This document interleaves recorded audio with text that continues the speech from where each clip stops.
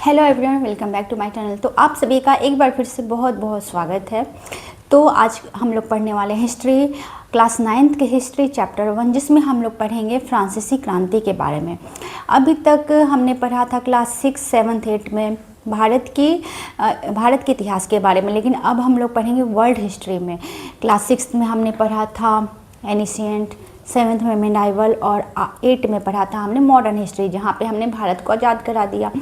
और अब हम लोग पढ़ेंगे क्लास 9th की हिस्ट्री, जहाँ हम लोग देखेंगे जब हमारे भारत में आज़ादी की लड़ाई चल रही थी तो उस वक्त पे वहाँ पे फ्रांस में क्या हो रहा था, फ्रांस के बाहर और अन्य देशों में क्या क्या घटनाएं हो रही थी। तो इसके बाद हम लोग इस चैप्टर के बाद हमें रूस के बारे में पढ़ना है, फिर हमें पढ़ना है हिटलर के बारे में। तो इससे हमें पता चलेगा कि बाहर के देशों में क्या क्या हो रहा था। और ये फ्रांसीसी क्रांति एक ऐसा चैप्टर है जिसमें हमें पता चलेगा कि कैसे एक राजशाही मोनार्की को ख़त्म करके, राजतंत्र को ख़त्म करके यहाँ पे किस तरह से घटनाएं घटित होती हैं और समानता, स्वतंत्रता और बंधुत्व का संविधान बनता है और कैसे कैसे घटनाएं घटित हो रही हैं और दूसरे देश के लोग इस फ्रांसीसी क्रांति से कैसे प्रेरित होते हैं। तो इस चैप्टर में हमें पढ़ना है। और ऐसे हम लोग कह सकते हैं इस फ्रांसीसी क्रांति के बारे में कि एक था राजा, एक थी रानी, दोनों मर गए, ख़त्म कहानी। तो इसमें रानी को मृत्युदंड भी दिया जाएगा। इस तरह से बातें आगे बढ़ेंगी, क्या क्या घटनाएँ घटित होंगी, इसको आपको चैप्टर पढ़ने के बाद पता चलेगा। तो चलिए शुरू करते हैं आज का हमारा बहुत ही इम्पॉर्टेंट टॉपिक, जो कि काफ़ी मज़ेदार होने वाला है। फ्रांसीसी क्रांति 1789 ईस्वी की 1789 की फ्रांसीसी क्रांति। तो सबसे पहले हम लोग इंट्रोडक्शन देखेंगे, परिचय देखेंगे। फ्रेंच रेवोल्यूशन फ्रांसीसी क्रांति 1789 में शुरू हुई। ये जो फ्रांसीसी क्रांति है वो 1789 में शुरू होती है और इसने राजशाही मोनार्की को चुनौती दी और स्वतंत्रता, समानता और बंधुत्व के विचारों को दुनिया भर में फैलाया। इसने लिबर्टी और इक्वलिटी और फर्टिलिटी, सब ये जो हम अभी संविधान की संरचना देख रहे हैं, जो संविधान बनाया गया है वर्तमान में, वो यहीं से प्रेरित होता है। तो ये हम देखेंगे। और 18वीं शताब्दी में फ्रांस का समाज, 18वीं शताब्दी में फ्रांस का समाज कैसा था? तो 18वीं शताब्दी में फ्रांस का समाज 3 भागों में बटा हुआ था। पहला, दूसरा और तीसरा, फर्स्ट स्टेट, सेकंड स्टेट और एंड थर्ड स्टेट। पहला और दूसरा जो है उसके पास सारी शक्तियाँ थीं, उसे कर नहीं देना पड़ता था, लेकिन तीसरा जो था उसको ही सब कुछ, उस तीसरे में सबसे ज़्यादा जनसंख्या थी, प्लस वहाँ पे आपको बहुत सारे लोग मिलेंगे, जैसे वकील हो गए, किसान हो गए, छोटे तबके के लोग, सारे जो है वो तीसरे स्टेट में ही मिलेंगे। और सबसे बड़ी बात कीजिए, जो तीसरा स्टेट था उसको ही सबसे ज़्यादा, उसको ही कर देना होता था। पहला और दूसरा जो है वो कर नहीं देता था, लेकिन तीसरा स्टेट जो है वो कर देता था। तो 3 वर्गों में बटा था। प्रथम वर्ग फर्स्ट स्टेट, पादरी। इसमें पहले स्टेज में आते थे पादरी, क्लर्जी, और इन्हें विशेषाधिकार प्राप्त था और ये टैक्स नहीं देते थे। द्वितीय वर्ग सेकंड स्टेट में आता था कुलीन वर्ग, नोबिलिटी, जिसमें कुलीन वर्ग में राजा हो गए, राजा संबंधित बड़े बड़े लोग हो गए, तो उसे नोबिलिटी कुलीन वर्ग कहते थे। और भूमि के मालिक होते थे और ये कर नहीं देते थे। यही भूमि के मालिक होते थे और कर नहीं देते थे। तृतीय वर्ग थर्ड स्टेट में किसान, मजदूर, व्यापारी, कारीगर, वकील आदि आते थे। जनसंख्या का अधिकांश भाग इसी में होता था और सभी कर इन्हीं को देने पड़ते थे। जितने भी कर होते थे सभी कर तीसरे स्टेट के लोग ही देते थे।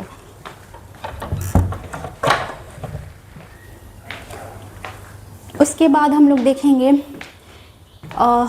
ये जो तीनों स्टेट के लोग थे, इसमें सबसे ज़्यादा बर्डन कहाँ पे था? तृतीय वर्ग के लोगों को बर्डन था, सबसे ज़्यादा कर इन्हीं को देना होता था। और फिर अब हम लोग देखेंगे क्रांति के कारण क्या थे। 1789 ईस्वी की क्रांति जो हुई उसके कारण क्या थे। तो सबसे पहले हम लोग देखेंगे कि क्रांति इसलिए भी हुआ कि क्योंकि सामाजिक, यहाँ पे जो सामाजिक असमानता थी उसमें भारी उतार चढ़ाव था। समाज में असमानता फैला हुआ था। समाज के लोग एक दूसरे में बहुत ही भेदभाव करते थे। पहले 2 वर्गों को विशेषाधिकार नहीं मिले हुए थे। तीसरे वर्ग पर करों का बोझ था। तो इस तरह से भी असमानता थी। तो क्रांति का ये भी बहुत इम्पोर्टेंट कारण रहा। आर्थिक कारण, फ्रांस का खजाना खाली हो गया था।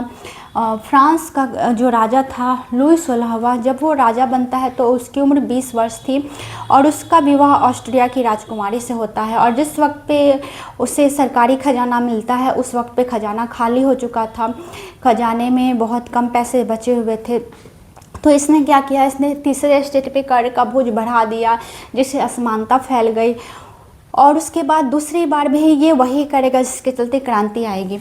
तो आर्थिक कारण था, फ्रांस का खजाना खाली हो गया था, रोटी की कीमतें बढ़ गई थी। रोटी की कीमतें बढ़ गई थी क्योंकि जनसंख्या बहुत तेज़ी से बढ़ रही थी, जनसंख्या बढ़ रही थी और उत्पादन नहीं बढ़ रहा था। अब जैसे हम लोग एक एग्जांपल लेंगे कि एक मार्कर है और 10 टीचर हैं, 10 या 20 टीचर हैं और एक ही मार्कर है पढ़ाने के लिए। तो ये 20 टीचर इस मार्कर को लेना चाहेंगे, तो जब इस मार्कर को लेना चाहेंगे तो इसका वैल्यू बढ़ जाएगा। तो इसी तरह से जब कोई चीज़ बहुत कम होता है और उसके खरीदार बहुत ज़्यादा होते हैं तो उसका क्या होता है, वैल्यू बढ़ जाता है। तो यही बात यहाँ पे हुई कि लोग ज़्यादा हो गए और खाने पीने का सामान जो था वो कम होने लगा। इसके लिए प्राकृतिक कारण भी थे, जिसमें कि ओला पड़ रहा था या कभी कभी कुछ प्राकृतिक आपदाएं आ जाती थी जिससे कम उत्पादन होता था। और इसकी वजह से भी क्या हो रहा था कि लोगों में भूखमरी बढ़ रही थी, लोग परेशान थे फ्रांस के। युद्धों और राज परिवार के खर्चों से कर्ज बढ़ गया, युद्ध और राज परिवार के खर्च से कर्ज बढ़ गया। तो फ्रांस जो है वो अमेरिका की मदद कर रहा था ब्रिटेन से छुड़ाने में अमेरिका को। ब्रिटेन से अमेरिका के 13 उपनिवेशों को आज़ाद कराने में फ्रांस जो है वो अमेरिका की सहायता करता है, जिससे भी क्या हो रहा था, ये और अत्यधिक कर्ज में डूब गया फ्रांस, क्योंकि वो अमेरिका की मदद कर रहा था ब्रिटेन से 13 उपनिवेश को बचाने के लिए। तो क्या होता है, युद्ध करने के लिए सैनिकों पे खर्च पड़ते हैं। तो ये सब कारण भी रहा, जो कि बहुत ही यहाँ पे खर्च बढ़ रहे थे और उस तरह से पैसे नहीं आ रहे थे और खर्च बढ़ते जा रहे थे, लोगों में भूख और गरीबी बढ़ गई। तो ये रहा आर्थिक कारण। फिर राजनीतिक कारण, लुई 16वां निरंकुश शासन था। लुई 16वां जो था वो एक निरंकुश शासक साबित हो रहा था। ये जनता में भी लोकप्रिय नहीं रहा, जनता को शासन में भागीदारी नहीं थी और जनता को ये थर्ड स्टेट जो था उसमें बहुत सारी जनता, सभी तबके के लोग थे, पढ़े लिखे भी थे, क्योंकि यहाँ पे वकील भी थे तो वो पढ़े लिखे होते थे, व्यापारी भी पढ़े लिखे होते थे। तो क्या था कि इनको शासन कार्य में हिस्सा नहीं लेने दिया जाता था, जिसके चलते उनमें मतभेद शुरू हो जाता है कि हम लोग इतने पढ़ लिख करके यहाँ पे कुछ नहीं कर पा रहे हैं। तो दार्शनिक, ये वकील और जो पढ़े लिखे लोग थे तीसरे स्टेट में, वो क्या होते हैं, वो दार्शनिक के नज़रिए से लोगों को बताते हैं, दार्शनिकों से प्रभावित होने लगते हैं, एनलाइटमेंट विचारकों से प्रभावित होने लगते हैं, जिसमें कि रूसो ने जनता की संप्रभुता के बारे में बताया लोगों को।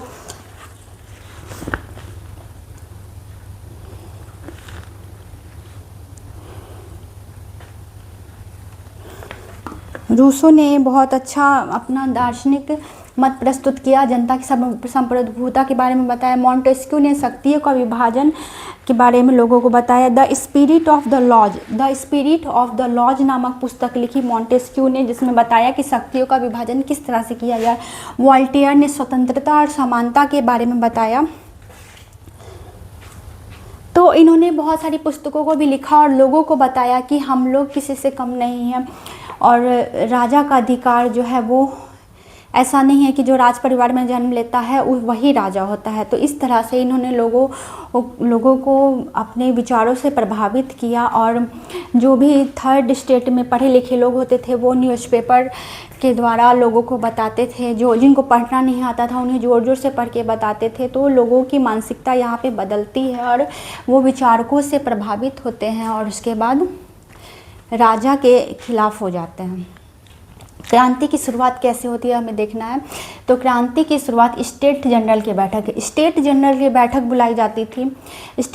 यहाँ पे राजा जो है वो कोई भी अगर उसे कानून पास करना होता था तो उसको लोगों को बुलाना पड़ता था। तो इस तरह से यहाँ भी बात आई कि कर को बढ़ाना था, क्योंकि पहला और दूसरा तकबा जो है वो कर नहीं दे रहा था। तो यहाँ पे एक कानून बनाने की ज़रूरत हुई, या कोई कुछ भी जब भी किया जाता था तो स्टेट जनरल की बैठक बुलाई जाती थी। तो 1789 में राजा ने स्टेट जनरल की बैठक बुलाई और यहाँ पे भी वही हो रहा था। प्रत्येक वर्ग से लोगों को एक वोट देने का मत था। तो यहाँ पे जो लोग इकट्ठा होते हैं तो तृतीय वर्ग के लोग जो है उनका कहना था कि प्रत्येक एक लोग को एक वोट देने का अधिकार दिया जाए। तो यहाँ पे इन लोगों में इस बात को लेकर भिड़ंत हो जाती है और तृतीय वर्ग के लोग स्वयं को राष्ट्रीय सभा घोषित कर देते हैं। यहाँ पे ये तीसरा वर्ग का लोग, क्योंकि बहुत ज़्यादा तीसरा वर्ग में लोग थे, बहुत ज़्यादा जनसंख्या थी यहाँ पे, तो तीसरे वर्ग के लोग जो है वो इन दोनों की बात नहीं मानते हैं और यहाँ पे खुद को राष्ट्रीय सभा घोषित कर देते हैं। और घोषित करने के बाद वो क्या करते हैं, खुद को एक शपथ लेते हैं। टेनिस कोर्ट एक जगह होती थी जहाँ पे लोग मिलते थे और योजनाएं बनाते थे।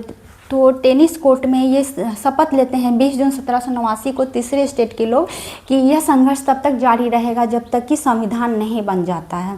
तो यहाँ पे पहला और दूसरा वर्ग जो है कुछ नहीं कर पाता है, तीसरा वर्ग खुद को राष्ट्रीय सभा घोषित कर देता है और टेनिस कोर्ट में शपथ भी ले लेता है। अब देखेंगे हम लोग बैस्टिल का पतन। ये जो राजा का किला था, लुई 16वां का किला था बैस्टिल, जहाँ पे बैस्टिल को लोग बहुत ही घृणा की दृष्टि से देखते थे, क्योंकि ये राजा लोगों की नज़र में सही नहीं था। तो बैस्टिल को लोग बहुत घृणा की नज़र से देखते थे। 14 जुलाई 1789 को लोगों में अफवाह फैल गई कि ये राजा जो है वो लोगों पे गोलियां बरसाने वाला है। तो 7000 के करीब लोग इकट्ठा होते हैं बैस्टिल के किला के पास, जिसमें महिलाएं और पुरुष दोनों थे, और ये बैस्टिल के किले पर हमला बोल देते हैं। और उसके बाद बैस्टिल किले में एक जेल था जिसको पूरी तरह से तहस नहस कर दिया जाता है, क्योंकि उनको लगा कि यहाँ पे जेल में बंदूक बम होंगे, तो ये लोग वहाँ पे हमला बोल देते हैं और वहाँ से क्या करते हैं, सारा कुछ ले लेते हैं। लेकिन उस जेल में मात्र 7 कैदी ही थे। और उसके बाद बैस्टिल किले को पूरी तरह से तहस नहस कर दिया जाता है, क्योंकि लोग बहुत परेशान थे यहाँ के शासक से। तो उसके बैस्टिल के किले को तोड़फोड़ करके उसकी जितनी भी सामानें थी उसको इधर उधर किसी को दे दिया जाता है, क्योंकि यहाँ पे खुश नहीं थे। जनता ने बैस्टिल जेल पर हमला किया। यहाँ राजा के अत्याचार का प्रतीक था और यह घटना फ्रांसीसी क्रांति की शुरुआत है। तो बैस्टिल का किला पे जो हमला किया जाता है वो क्रांति की शुरुआत माना जाता है। मतलब ये तात्कालिक कारण है। क्रांति की शुरुआत तो बहुत पहले हुई थी, लेकिन धीरे धीरे ये क्रांति सुलग रही थी। जैसे कि 1857 ईस्वी की क्रांति में लोग धीरे धीरे सुलग रहे थे, तो यहाँ पे भी वही बात हो जाती है। उसके बाद हम लोग देखेंगे फ्रांस में संवैधानिक राजतंत्र। अब जो है फ्रांस में संवैधानिक राजतंत्र बनता है। बहुत लंबे टाइम तक ये चलता रहा, देहाती क्षेत्रों में भी और शहरी क्षेत्रों में भी। इसके बाद क्या होता है, जब तक संविधान नहीं बन जाता है तब तक आंदोलन चलता रहा और उसके बाद संविधान बनता है। फ्रांस में संवैधानिक राजतंत्र आता है। 1791 में संविधान बनाया गया। राजा की शक्तियाँ सीमित कर दी गई। कानून बनाने का अधिकार विधानसभा को दे दिया गया और नागरिकों को कुछ अधिकार दिए गए। तो संविधान का निर्माण हो जाता है। उसके बाद मनुष्य और नागरिकों के अधिकार की घोषणा, स्वतंत्रता, समानता, अभिव्यक्ति और कानून के समक्ष स्वतंत्रता की घोषणा हो जाती है। जैकोबिन क्लब का निर्माण होता है, जिसमें लोग बैठते हैं, मिलते हैं, योजनाएं बनाते हैं, राजनीतिक बातचीत की जाती है। तो जैकोबिन क्लब बहुत ही फेमस था, जिसमें लोग मिलते थे और योजनाएं बनाते थे। उसका एक नेता था जैकोबिन क्लब का, मैक्समिलियन रोबेस्पियर बहुत ही फेमस हो चुका था और उसने बहुत सारे कार्य किए। राजशाही समाप्त करवाए, गणतंत्र की स्थापना की, रानी को मृत्युदंड दिया गया। जैकोबिन क्लब का जो नेता था उसके द्वारा कानून बनाए गए और यहाँ पे बहुत सारे काम हुए। रानी को भी मृत्युदंड दिया जाता है। उसके बाद आतंक का शासन आता है। मैक्समिलियन रोबेस्पियर का आतंक का शासन 1793 से 1794। रोबेस्पियर ने कठोर नीति अपनाई और ये रोबेस्पियर जब शासन में आ जाता है तो उसने बहुत ही कठोर नीति अपनाई, जिससे लोग जो है इससे ही त्रस्त हो गए और लास्ट में क्या होता है, इसे ही फांसी पे लटका दिया जाता है।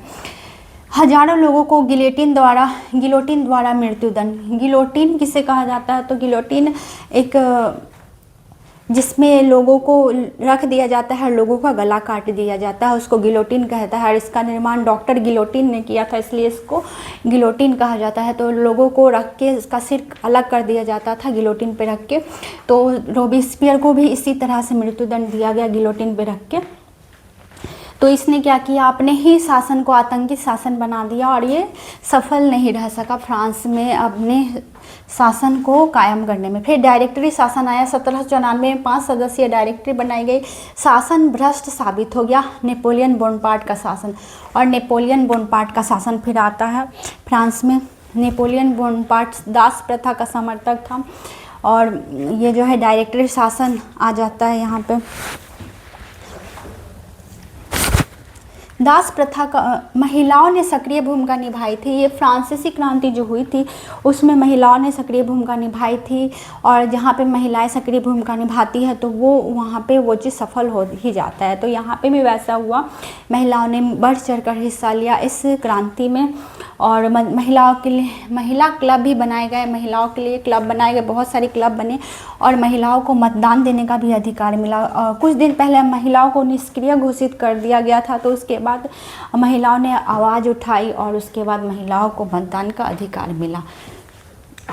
दास प्रथा का उन्मूलन 1794 में समाप्त। जैकोबिन क्लब के द्वारा दास प्रथा को समाप्त किया गया, लेकिन फिर नेपोलियन आता है और वो दास प्रथा का समर्थन करता है। लेकिन फिर 1848 में दास प्रथा को स्थायी रूप से बंद कर दिया जाता है। दास प्रथा अफ्रीका से लोगों को लाया जाता था और इसे निग्रो जाति कहा जाता था, जो कि बहुत ही अपमानित शब्द कहलाता है और अब निग्रो का प्रयोग नहीं किया जाता है। तो दास को लाया जाता था अफ्रीका से और उसे बहुत ही प्रताड़ित किया जाता था, समुद्र के द्वारा लाया जाता था। एक जहाज़ में बहुत सारे लोगों को भर के लाया जाता था, बहुत सारे काम करवाए जाते थे। तो इस प्रथा को यहाँ पे 1848 में स्थायी रूप से ख़त्म कर दिया गया। अब ये जो क्रांति हुई, इतनी बड़ी क्रांति, इसने देश पे, पूरे देश पे क्या किया, पूरे देश पे अपना छाप छोड़ दिया। अमेरिका जब ब्रिटेन से, अमेरिका के 13 उपनिवेश जब ब्रिटेन से आज़ाद होते हैं तो अमेरिका में संविधान बनता है और इस संविधान से प्रेरित होता है फ्रांस। और फ्रांस भी खुद का संविधान बनाने के लिए यहाँ पे क्या करता है, यहाँ पे बहुत लंबे समय से प्रयासरत था। और उसके बाद जब फ्रांस का अपना कानून बनता है तो यहाँ से संविधान बनता है, तो यहाँ से बहुत सारे देश प्रेरित होते हैं खुद का संविधान बनाने के लिए। सामंतवाद का अंत हुआ और लोकतंत्र का विकास। यहाँ पे सामंतवाद का अंत हो जाता है, राजतंत्र का अंत हो जाता है और लोकतंत्र का विकास होता है। समांतर स्वतंत्रता का आंदोलन को प्रेरणा, और समांतर स्वतंत्रता के आंदोलन को प्रेरणा फ्रांसीसी क्रांति से ही मिलती है। दुनिया के कई देशों के स्वतंत्रता आंदोलन को प्रेरणा मिली और दुनिया के कई देश, उस समय भारत में भी ब्रिटेन का शासन था और भारत गुलाम था। तो क्या होता है, दुनिया के कई देश फ्रांस से प्रेरित होते हैं और अपने देश को आज़ाद करा के संविधान बनाने के लिए प्रेरित होते हैं। तो ये जो क्रांति हुई, राजतंत्र का अंत हुआ और बहुत सारे देशों को इससे प्रेरणा मिली। तो आप लोग इसका एक स्क्रीनशॉट कर लीजिए।